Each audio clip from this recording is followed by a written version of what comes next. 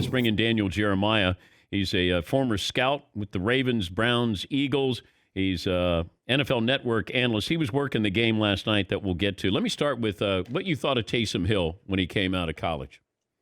Sure, Dan. I thought he was, first of all, I felt like I evaluated him 9 years in a row because every year you'd go to BYU and looking at me like, hey, they got this kid Taysom Hill. It'll be his last year. And he'd get hurt and he'd come back for another year and another year and another year. So, but the evaluation was, honestly, he was a faster Scott Frost, which was, you remember Scott coming out, he made the transition to safety. And the thought was, this guy's a tremendous athlete.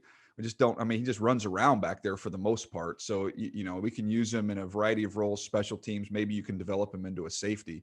But I for one, did not view him as a future NFL starting quarterback. And I don't know anybody that was scouting him that did at that time. Why is Sean Payton all in on Taysom Hill? I think he's had a certain playbook that he's been limited to with Drew. And I think he's been curious to see how he could expand it and the creativity he could bring to Sean to kind of invigorate him a little bit. So I think that's been something that's an itch he's wanted to scratch.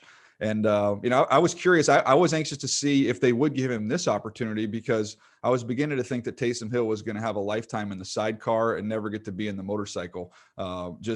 He's always going to be the other quarterback along with your starter instead of being the starter. And now you're getting a chance to see, let's see what he can do with an entire game or two here. But he's 30. Can you teach somebody to play the position at 30? He's a young 30, Dan. He's a young 30. he's got a lot of mileage. 30. No, he's got a lot of mileage on. He's an old 30, I think.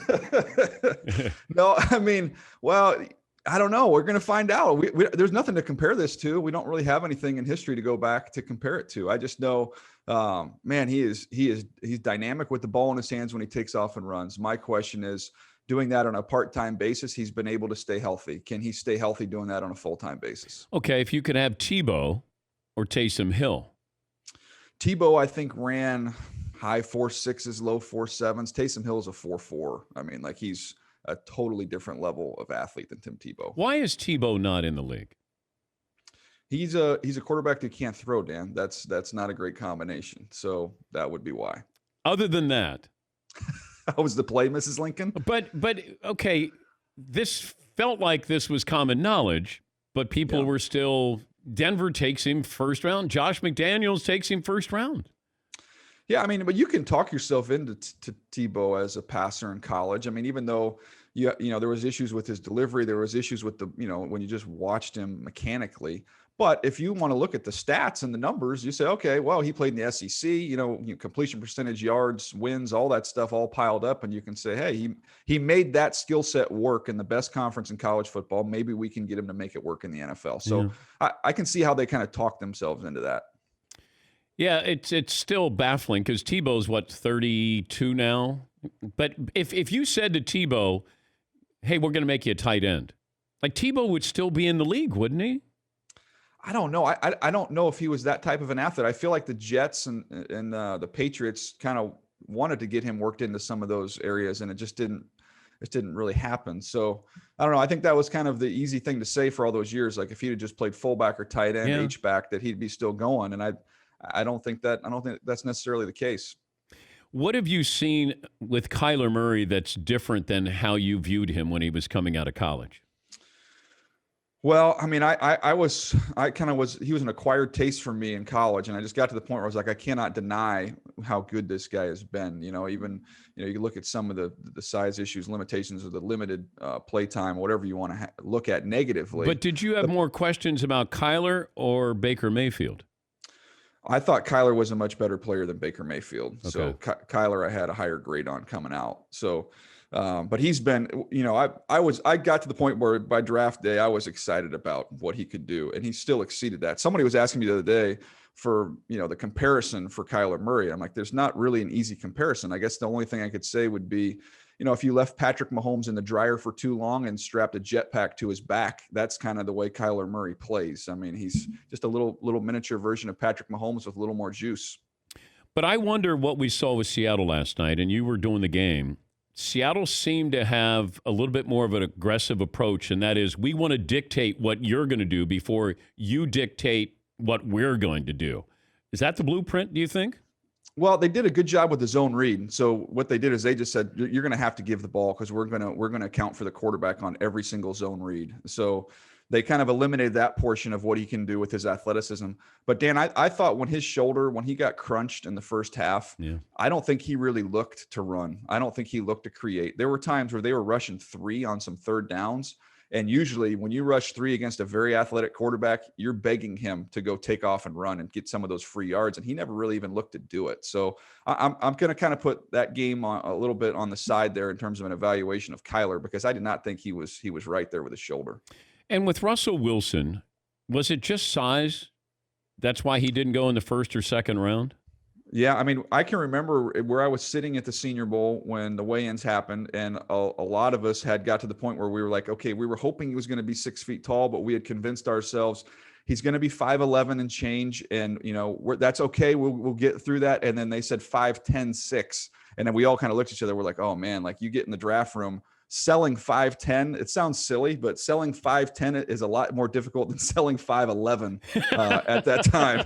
It sounds stupid, but it's absolutely true, because I remember somebody in the room, high up in the room where I was with the Eagles, just saying, who were the comparisons? Who were the 5'10" quarterbacks? And you're like, well, you get Doug Flutie. I mean, that's about it. But if Russ was coming out now, given Kyler's success, where is Russell? First round? Top five pick. Really? Oh, yeah. Because you would sit in there and you would read your reports on Russell Wilson, Dan, and you would be like, where are the negatives here? He's got a live arm. He's a great athlete. He's smart. He's tough, competitive. He's been productive at a high level. There was, and even the size thing, there wasn't really, you never watched the tape of Wisconsin and left a game thinking, you know what, gosh, man, his size really hurt him in that one. It was really an issue. It wasn't, but it was just trying to get past the history of not having one of those to compare him to. That's what it was. And that would have been gone. And I wonder, I've said that Steph Curry will probably have a longer lasting impact on the NBA skill-wise than Michael Jordan, because we can't be Michael Jordan. But everybody feels like they could be Steph Curry. I wonder if Russell Wilson's impact on the NFL is going to be, he opened the door for every one of these quarterbacks who were 6 feet or under. I don't think it's just the NFL. I think you can go to college and to high school. I think if you went into some of the, big high schools in Texas or Florida and California, and you had a kid that went out there for tryouts and was 5'9", 5'10", and was infinitely better than the 6'3", 6'4" kid, those big high schools wouldn't even give the smaller kid a chance and say, no, that's not going to work. We're going to go with the bigger kid and we'll try and develop him to see what he can be. And we've seen that trickle all the way up. Kyler Murray. Does Kyler Murray, does he at that huge high school at Allen, Texas, is he even playing quarterback there at that time? If we don't have some of the success of some of these smaller guys, much less now we're looking around the NCAA. I think Alabama's got a freshman that they signed out of Modern Day High School, Bryce Young, who's 6 foot or below. He'll be starting in Alabama here in a year. He'll run that program for 3 years. He's Daniel Jeremiah, NFL Network analyst and former NFL scout. He does the Chargers games. By the way, how do you think the haircut with Justin Herbert is going to affect his performance here, Daniel? I haven't had anything negative to say about Justin all year long. He's been phenomenal. But and John Lott's a really good strength coach, but you don't ask strength coaches to cut your hair. I mean, that's just, there's simple rules you live by, Dan, and that's got to be one of them. So that's the first poor decision Justin's really made. Yeah, I agree. When do you start analyzing the college football players?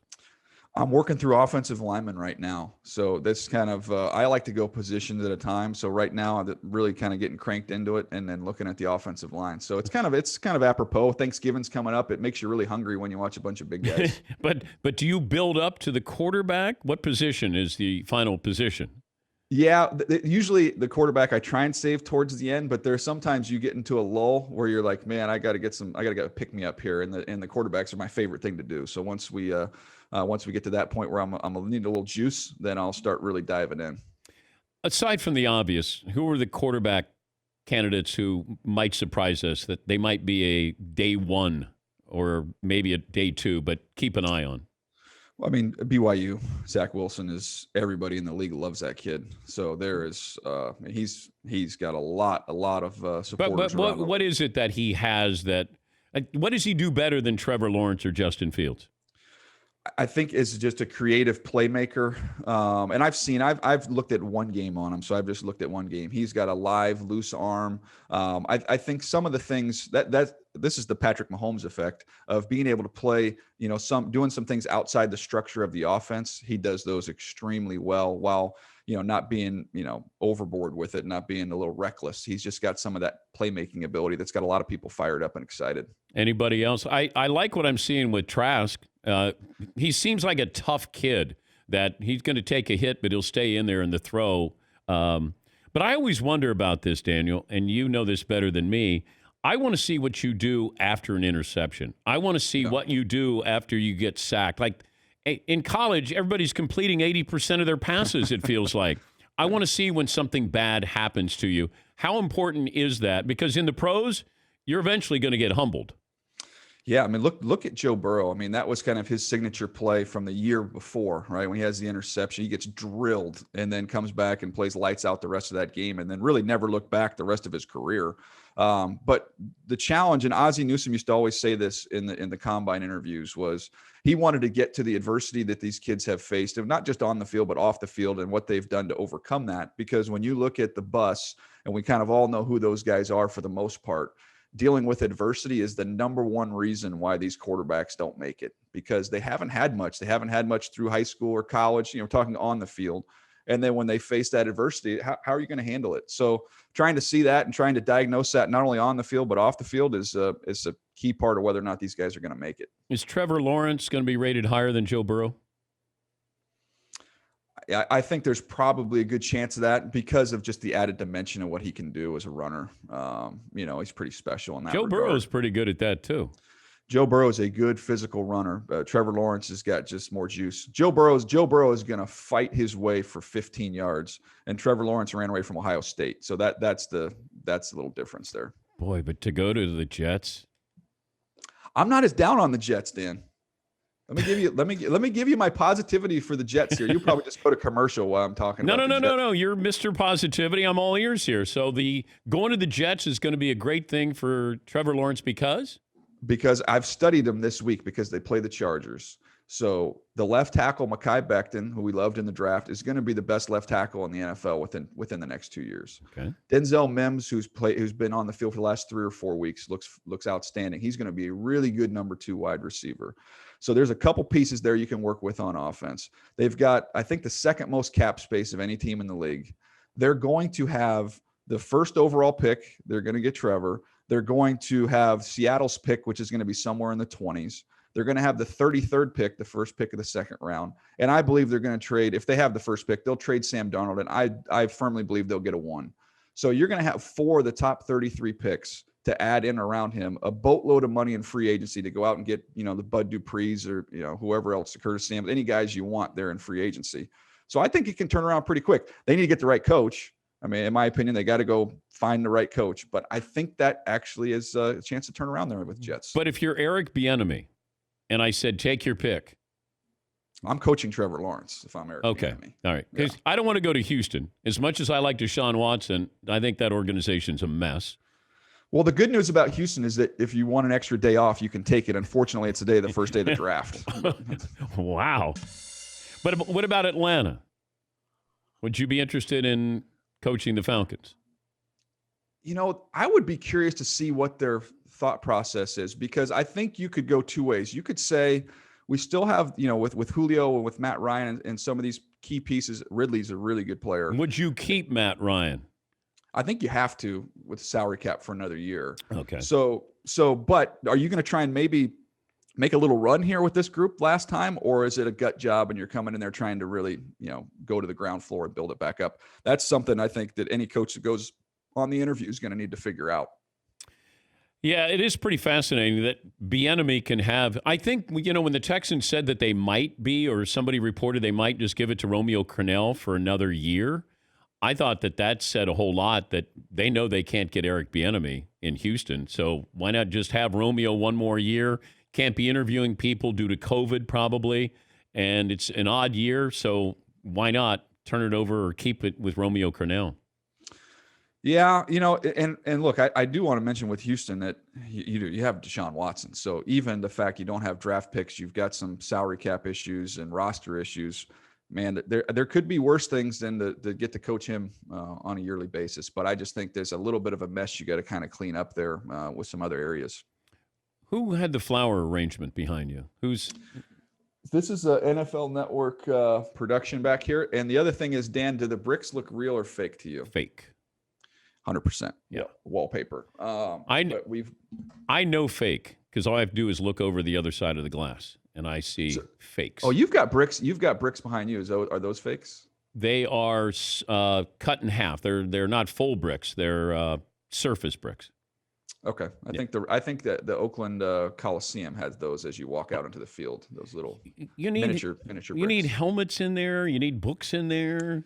I know, but I feel like, I thought about just kind of to have some fun, like putting my son's Little League trophies back here. Kurt's got his MVPs and his NFL Man of the Year. What if I just put like a Little League trophy right Why don't you get there? your jersey? Didn't you play college football? Yeah, but I mean, like, my Appalachian State jersey going to give me a lot more credibility right behind me? Yes, it will. Yes, it will. Yes, given what your display is back there, yes, it will, Daniel. Yes. Hey, great to talk to you. I get a lot of compliments on these flowers, I'll have you know. A lot of them. No, my wife would like them. I mean, I think that she would really like those. It's very nice. Great to talk to you. Thanks for getting up for the appearance here, and great to talk to you. Thank you, Daniel.